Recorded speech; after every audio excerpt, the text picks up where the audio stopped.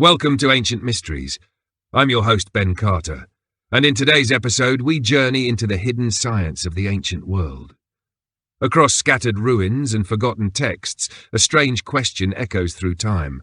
Could the ancients have moved massive stones using sound alone? From Himalayan legends to Egyptian inscriptions, whispers of a lost vibrational technology challenge everything we think we know about ancient engineering. Long before the written word etched human thought into stone, civilizations rose that defied the limits of their materials, their tools, and perhaps even their time. Among these, ancient Egypt, Mesopotamia, India, and the high cultures of the Andes and Himalayas each left behind monuments so massive and precisely constructed that their very existence invites disbelief. Across continents, megaliths weighing hundreds of tons were carved, transported, and assembled without the benefit of cranes, wheels, or iron tools, according to conventional timelines. But the mystery deepens when examining the cultural frameworks in which these feats were achieved. In the high Andes, the builders of sites like Sacsayhuaman in Peru worked with stones so immense and irregular that modern engineers admit replicating them today would require heavy machinery, lasers, or both. Yet this work was done over 1,000 years ago, without metal chisels, according to Orthodox history. The stones are fitted so tightly that not even a razor blade can be inserted between them.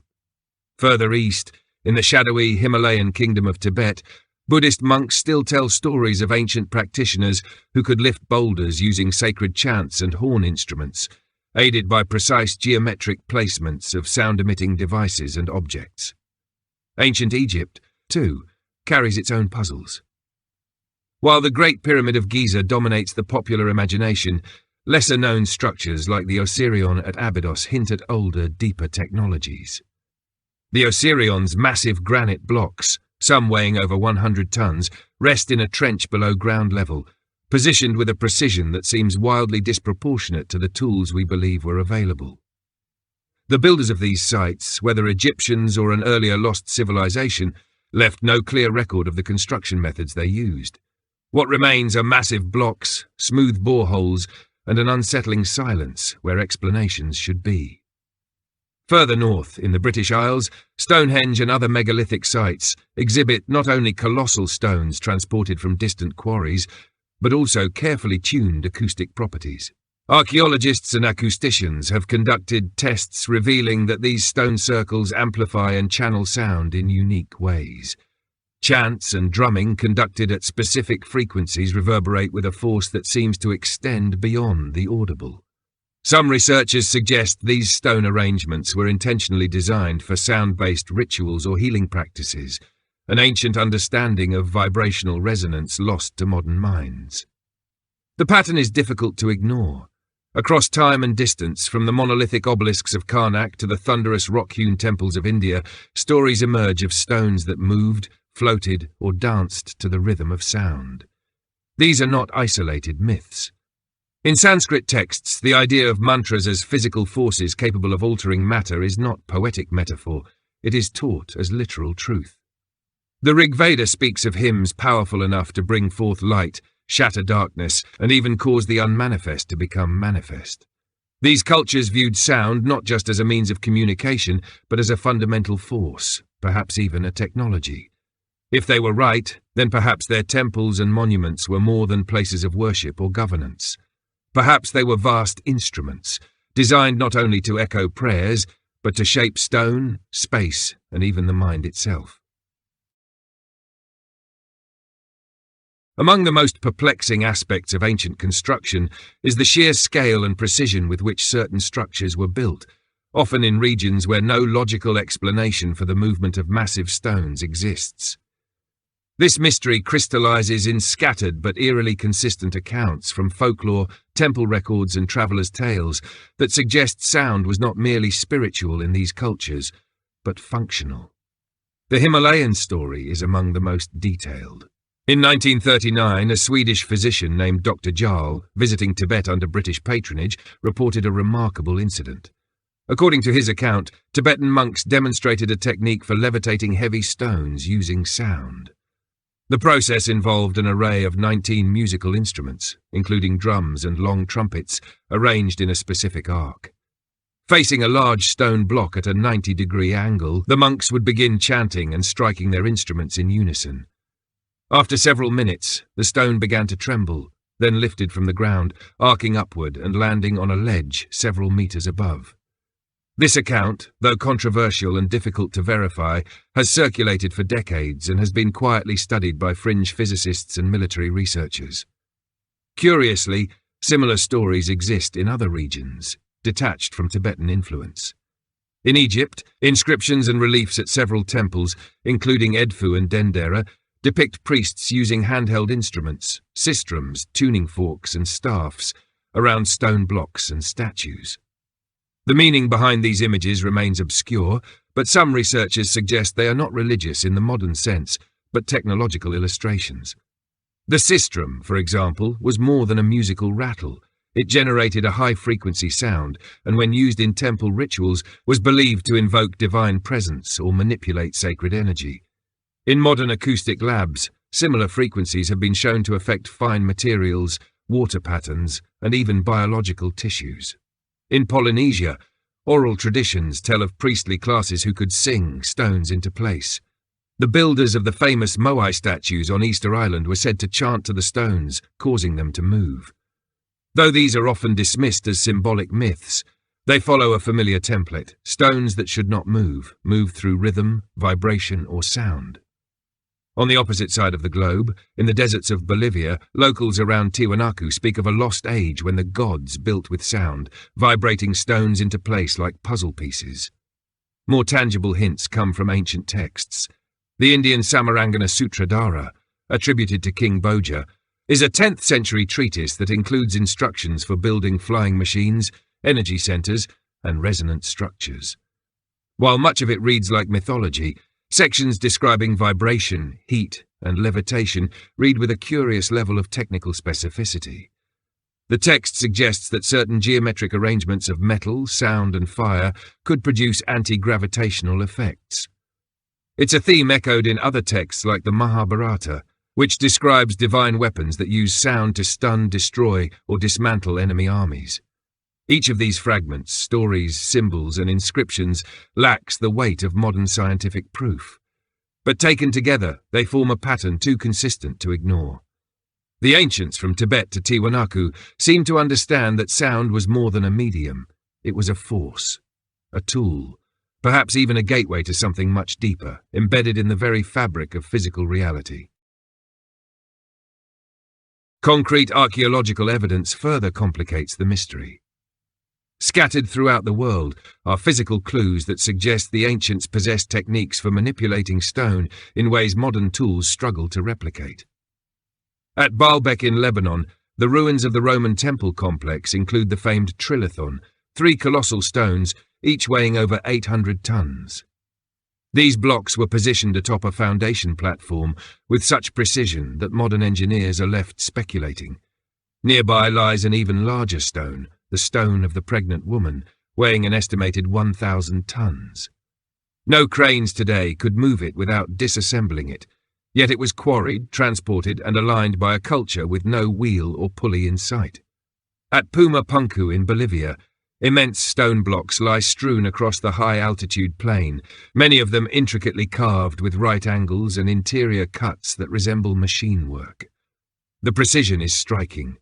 Some blocks are cut with such uniformity that only modern diamond tools could achieve a similar result. Yet there's no physical or historical record of such tools ever being used.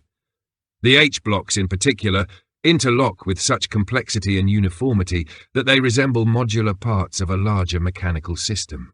Researchers remain baffled as to how such structures were created in a pre-metal, pre-industrial society. The mystery intensifies when one considers the altitude, over 12,000 feet above sea level, and the absence of trees or beasts of burden to aid in transportation. In Egypt, sonic anomalies have been documented inside the Great Pyramid. The King's Chamber resonates at a frequency of approximately 440 Hz when excited by sound. Some researchers, including acoustic engineers, believe this resonance was deliberately engineered. The materials used, granite and limestone, possess specific acoustic properties. Granite in particular contains a high quartz content, which can convert vibrational energy into electrical energy through the piezoelectric effect. If the ancient builders understood this, even in rudimentary form, they may have designed chambers not only to carry sound, but to amplify or harness it. Some theorists have gone further, suggesting the Great Pyramid itself may have been a vibrational power plant rather than a tomb. Equally compelling is the presence of ancient artifacts with unexplained acoustic properties. In Chichen Itza, the famous clap echo phenomenon occurs when a visitor claps at the base of the temple stairs. The sound echoes back as a chirping tone, said to mimic the sacred Quetzal bird. The acoustic effect appears to be the result of intentional design, though how the Maya engineered it with such precision remains unclear. Similar phenomena occur at other sites, such as the Hypogeum of Valsaflieni in Malta. This underground temple contains a chamber that amplifies sound at around 110 Hz, resonating throughout the entire complex. Tests have shown that exposure to this frequency can induce altered states of consciousness in humans. Was this simply a religious feature, or did the builders understand the neurological effects of sound? Beyond the structures themselves, artifacts like ancient tuning forks found in Egyptian tombs, stone basins with resonant properties, and musical instruments buried in megalithic sites hint at a forgotten science, one grounded in vibration. The challenge is not only in interpreting their use, but in reconciling them with a worldview where sound may have once been a literal tool for shaping the world.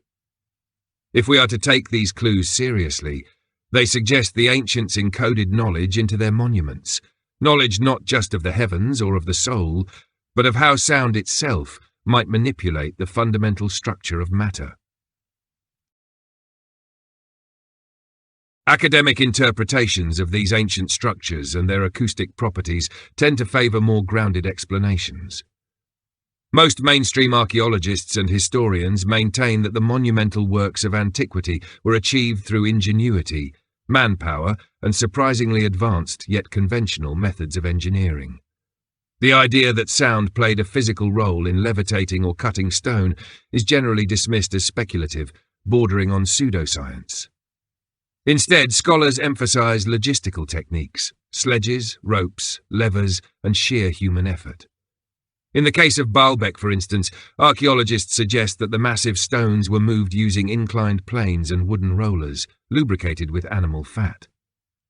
This theory, while plausible for smaller megaliths, begins to stretch under the scale of the trilithon. No ancient records support such specific methods at that scale, and no broken rollers, sleds, or ramp structures have been discovered in direct association with the stones. Yet scholars argue that absence of evidence is not evidence of absence. They maintain that just because we don't see the tools doesn't mean they weren't used. Egyptologists are particularly cautious about theories of sonic technology. While many acknowledge the remarkable acoustic properties of the Great Pyramid and its internal chambers, most attribute these effects to coincidence or religious ritual rather than advanced science. According to orthodox views, the pyramid was designed as a tomb, and any resonant qualities are a byproduct of its materials and geometry, not intentional engineering. The idea that the Egyptians used vibration or piezoelectric effects to move or shape stone is not supported by textual or material evidence that meets academic standards. In South America, archaeologists studying Tiwanaku and Pumapunku attribute the fine stonework to hammerstones, abrasion, and the use of string or metal tools to guide straight lines. Though these methods struggle to account for the precision and complexity of certain cuts, especially inside drilled holes or tight corners, scholars argue that with enough time and labour, these results were achievable. They caution against projecting modern assumptions onto ancient minds, reminding us that ancient people were capable of great skill without needing modern technology or mystical forces. Likewise, the remarkable acoustic features of sites like Chichen Itza or the Hypogeum in Malta are often explained through trial and error. Builders may have discovered these effects unintentionally and incorporated them into ritualistic or theatrical purposes. The ancient world, rich in oral tradition and spiritual expression, placed high value on sound, not as a tool, but as a medium for communication with the divine. Chanting, drumming, and music were seen as sacred acts, mechanisms to align with cosmic rhythms or reach altered states, not to move monoliths. Even the ancient texts that fringe researchers cite, like the Samarangana Sutradhara or the Vedas, are interpreted by scholars as symbolic rather than literal. Myths of flying machines or sound weapons are viewed through a literary or allegorical lens. The language of these texts is poetic, not technical, and to apply modern physics to them, academics argue, is to misread their intent entirely. Still, many experts acknowledge the gaps in our knowledge. While they may not endorse theories of sonic levitation, they admit that much of ancient engineering remains mysterious. The precision, the logistics, and the cultural motivations behind these projects are not fully understood. But for now, most remain rooted in the belief that physical labour, clever planning, and deep religious purpose, not sound-based technology, shape the stones of the ancient world. Despite the confidence of conventional interpretations, certain inconsistencies continue to provoke debate. Some gaps in the mainstream narrative are not easily explained away with traditional engineering theories. In multiple locations around the world, there is a peculiar absence of intermediate tools, staging structures, or clear technological progressions that should logically precede the completion of such massive works. The lack of written records describing construction methods is itself a mystery. Civilizations that documented everything from grain tallies to celestial events remain silent on how they achieved some of their greatest architectural feats. The scale and precision of certain stonework still baffles engineers and architects today. Laser measurements at sites like Puma Punku and Egypt's Osirion reveal tolerances within fractions of a millimetre, difficult to achieve even with modern tools. Some cuts appear to follow three-dimensional contours, not linear incisions. How a society without iron, steel, or electricity achieved this remains unexplained. In the case of the Osirion, the depth at which it lies, beneath the more modern Temple of Seti, suggests it may be far older than typically assumed. Yet, it is constructed from megalithic granite blocks that would challenge even today's cranes to maneuver. Skeptics also question the standard ramp theories proposed for pyramid construction. The volume of material required to build a solid ramp, large enough to haul multi-ton blocks to the upper tiers of the Great Pyramid, would exceed the volume of the pyramid itself. No physical evidence of such a ramp remains. Spiral ramp theories and internal spiral shafts have been proposed, but these models raise other logistical issues, particularly with turning massive stones within tight spaces or maintaining stability during ascent. Then there are the acoustically resonant sites, where the precision of sound manipulation goes beyond mere coincidence. The acoustic chirp at Chichen Itza doesn't just echo, it transforms the sound. The architecture actually reshapes the frequency, creating a pitch not present in the original clap. In Malta's hypogeum, frequencies around 110 Hz have been found to synchronize hemispheric activity in the brain, a phenomenon not discovered by science until recent decades. That the builders would stumble upon such frequencies purely by accident strains credulity for some, and yet the purpose behind such design remains speculative. Perhaps most puzzling are the technological dead ends. There is no clear technological lineage connecting these achievements to surrounding eras. In Egypt, the extraordinary craftsmanship of the Pyramid Age is followed by a noticeable decline in precision in later dynasties. Tools and techniques seem to regress, not evolve. In Bolivia, Puma Punku appears as an anomaly without a clear cultural predecessor, possessing the required engineering capacity. The absence of tool marks on many stones further fuels questions. How were such precise shapes achieved without leaving evidence of the tools themselves? In all these cases, scholars may be correct in asserting that the evidence is inconclusive, but the inconsistencies pile up, creating a landscape of unanswered questions. These are not merely gaps in knowledge, but rifts between what we are told should have been possible and what the physical evidence seems to demand. The theory of ancient sound technology may be speculative, but for many it exists because the orthodox answers often feel incomplete. As conventional theories strain under the weight of unexplained precision and technological gaps, a wide range of speculative ideas has emerged to fill the void. Among the most provocative is the theory that ancient civilizations possessed a now-lost science of sound, a form of vibrational engineering that allowed them to shape, transport, and even levitate massive stones. Though dismissed by most academics, these theories are rooted in ancient myths, modern experimentation, and emerging understandings of frequency and matter. Proponents of this theory often reference cymatics, the study of visible sound and vibration, as a potential bridge between myth and science. When sound frequencies are applied to a metal plate covered with sand, the particles arrange themselves into intricate geometric patterns. The higher the frequency, the more complex the design. This phenomenon, though well documented in modern labs, seems to mirror descriptions from ancient traditions that speak of sacred geometry being sung or vibrated into existence. If simple frequencies can shape fine particles into order, some argue, then could higher energy vibrations act on heavier materials? Supporters of ancient sound technology point to possible tools encoded in myth. In Egyptian iconography, the Was scepter, the Ankh, and the Djed pillar are often held by deities in ways that suggest ceremonial use. Some fringe theorists have proposed these were not symbolic objects, but acoustic devices, perhaps functioning like tuning forks, harmonic rods, or amplifiers. The Ankh, with its looped top and straight body, has been compared to antenna-like tools in experiments involving sound resonance and electromagnetic fields. Though there is no empirical evidence to confirm such use, the possibility has intrigued those searching for alternate explanations. Then there are the accounts of singing stones and whispering walls in ancient temples. In India, the Vitala temple in Hampi features musical pillars that produce specific notes when struck.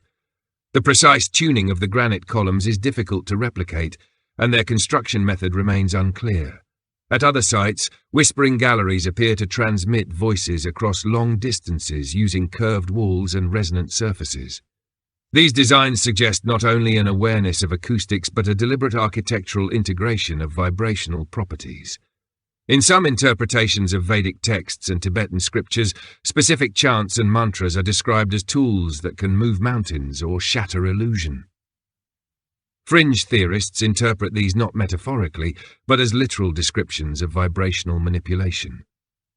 The concept of mantra itself is built on the idea that certain sounds affect reality, rearranging energy, matter, or perception. In these systems, sound is not just sacred, it is a force capable of altering the structure of the material world. Some have taken this further still, suggesting that ancient cultures may have encoded frequencies into the layout of their monuments. Geometric alignments, mathematical constants, and harmonic ratios are found repeatedly in structures like the Great Pyramid, Stonehenge, and Angkor Wat. These patterns mirror principles found in harmonics, wave theory, and even quantum physics. Whether intentional or coincidental, the correspondence raises the possibility that ancient builders were working with a holistic science, one that combines sound, geometry, astronomy, and material resonance into a unified technology. Though modern science has yet to reproduce levitation through sound at megalithic scale, experimental physicists have succeeded in suspending small objects using acoustic levitation. This method uses high-frequency sound waves to create standing waves that can counteract gravity on lightweight materials. While orders of magnitude separate these feats from lifting a 1,000-ton stone, they demonstrate the principle. Sound can, under the right conditions, move matter. Whether the ancients discovered a similar principle on a grander scale remains one of the most tantalizing possibilities in the study of ancient mysteries. The symbolic and cultural weight of sound in ancient civilizations cannot be overstated. Even beyond the speculative realm of levitation and vibration-based technology, sound permeated every aspect of ancient life, not just as communication, but as a bridge between worlds. It was considered sacred, transformative, and in many traditions, the very essence of creation itself. Nearly every major ancient cosmology begins with sound. In Egypt, it was the god Ptah who spoke the world into being. In the Vedic tradition, the primordial sound Om represents the birth of all existence. In the Gospel of John, the opening line is not about light or form, but about the word, Logos. being the origin. This spiritual centrality of sound extended into architecture, ritual, and governance. Temples were designed not only as spaces of worship, but as acoustic instruments. Their chambers, corridors, and domes amplified certain frequencies and suppressed others, creating an auditory landscape that shaped spiritual experience. Chants, gongs, drums, and conch shells weren't mere musical additions. They were tools, calibrated to evoke altered states, channel divine energy, or harmonize with celestial rhythms. In this worldview, sound was both material and immaterial, operating at the intersection of physical law and metaphysical principle. Initiation rites often revolved around controlled exposure to sound. In ancient Greece, the Eleusinian mysteries were said to involve musical elements so powerful they induced ecstatic visions.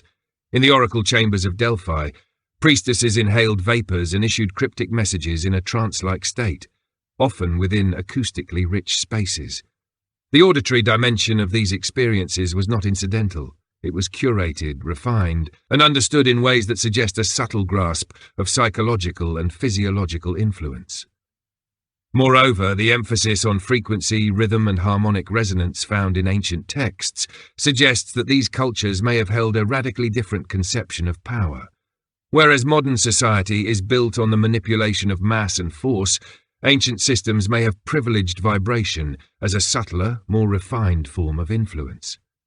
They saw the universe not as a machine, but as a symphony, tuned, resonant, and alive with energy. In this context, to shape stone through sound would not have been magic or miracle, but a logical extension of universal harmony.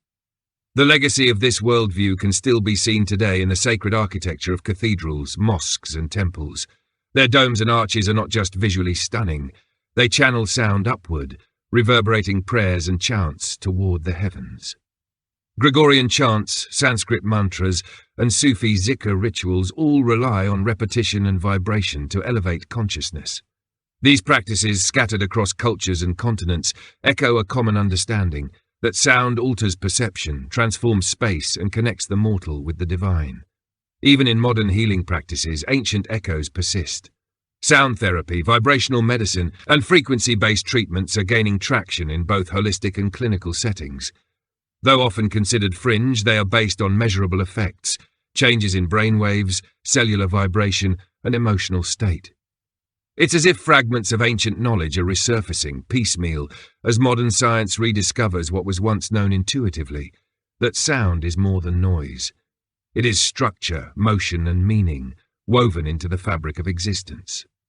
The idea that ancient cultures may have used this force not only to heal but to build is less a leap of imagination than a reframing of perspective.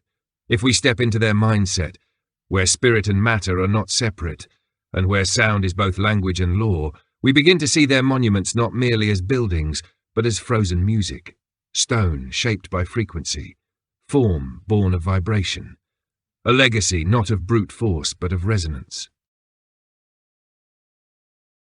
Across the global landscape of ancient mysteries, the recurring threads of sound, vibration, and resonance present an undeniable pattern. From the massive, precision-cut megaliths of Peru and Lebanon to the harmonically tuned temples of India and the acoustically charged chambers of Egypt, the presence of acoustic phenomena embedded into sacred architecture suggests a deeper knowledge at play, one that transcends practical engineering and ventures into the realm of experiential design. These structures were not just built to last. They were built to speak, sing, and stir something within the human psyche. Among the most compelling facts is the consistency with which advanced acoustic features appear in cultures that had no known contact with each other. The Maltese hypogeum and Chichen Itza are separated by oceans and centuries, yet both demonstrate an uncanny awareness of specific frequencies and their effects on human consciousness. Neither civilization left behind detailed blueprints, yet the results are functionally similar. Echo chambers that alter the perception of time, amplify human voice, and create an overwhelming sense of presence. Whether by accident or by an intuitive science we no longer recognize, the effect remains measurable today. Then there are the anomalous artifacts, tuning forks recovered from ancient tombs, obelisks that hum when struck, and lithophones used in ritual contexts. While often explained as musical instruments, Their unusual materials, shapes and placements raise the question of whether their purpose was more than ceremonial. In some cases, these objects seem to be designed less for melody and more for resonance. Not music in the modern sense, but an interaction with the environment and the body, tools that could harmonize space and self through vibration. Linguistic clues also add weight to the mystery. Many ancient languages assigned deep metaphysical significance to sound. In Sanskrit, for example, each syllable of a mantra carries not just phonetic value but cosmic correspondence. The syllable Om is considered the vibration of the universe itself. In Hebrew, the letters of the alphabet were thought to carry divine frequencies. Even in early Christian mysticism, sound and light were viewed as manifestations of divine order, with hymns structured to reflect sacred geometries and harmonic ratios. These aren't isolated spiritual beliefs. They reflect a shared assumption that sound connects the physical and the spiritual, the human and the cosmic. Revisiting the myths with this context in mind offers new insights. When ancient texts speak of mountains moving to the voices of gods, or cities crumbling at the sound of a horn, perhaps these were not merely poetic flourishes. Perhaps they preserved in metaphor echoes of a knowledge that once bridged energy and structure. The biblical story of Jericho, where walls fell to the sound of trumpets, might seem allegorical, but in a world where sound could shape reality, it takes on another dimension entirely. Even the placement of temples and monuments hints at a deeper system of energy. Many lie on telluric lines or geomagnetic hotspots, regions where Earth's natural energy fields are strongest. Sound behaves differently in such locations. Vibrations can carry farther, intensify, or interact with subtle environmental forces. Ancient builders may have chosen these sites not only for spiritual reasons, but for their acoustic potential, tapping into Earth's frequencies as part of a greater synthesis of place, purpose, and power.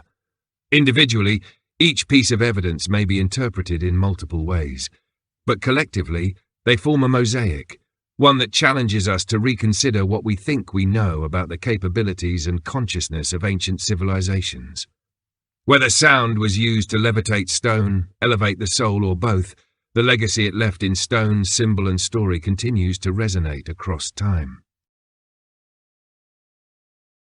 If there is one truth that remains constant in the study of ancient civilizations, it is this: we have barely scratched the surface of what they knew, or perhaps what they remembered.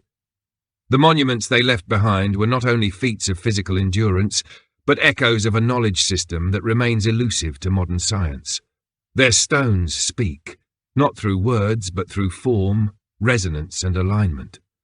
These are not random ruins, but deliberate constructions embedded with principles we are only beginning to rediscover.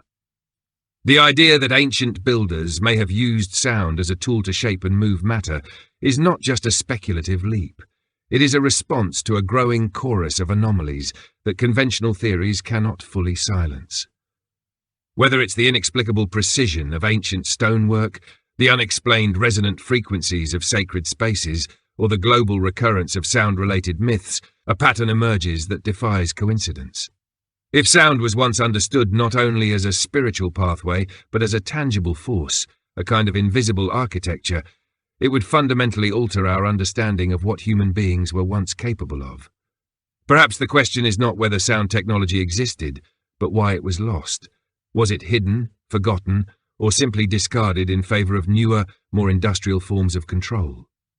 The shift from resonance to resistance, from harmonizing with nature to conquering it, may have severed us from a more subtle form of mastery, one that did not require engines, cranes, or combustion, but consciousness, intention, and attunement to the invisible forces all around us. In the end, whether the ancients levitated stones with sound or not, the deeper mystery remains. Why did so many of the world's earliest civilizations prioritize acoustics in their most sacred spaces? Why do so many myths, from disparate cultures, link sound to creation, destruction, and transformation? And why, in our age of advanced technology, do we still find ourselves unable to explain how some of their greatest works were achieved?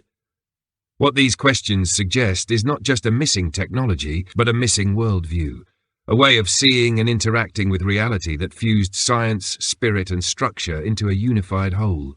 A world where matter was not dead and inert, but vibrantly alive and responsive to intention. A world where temples were not built to dominate the landscape, but to sing with it. A world where sound was not a byproduct, but the source. Thanks for listening. This has been Ancient Mysteries.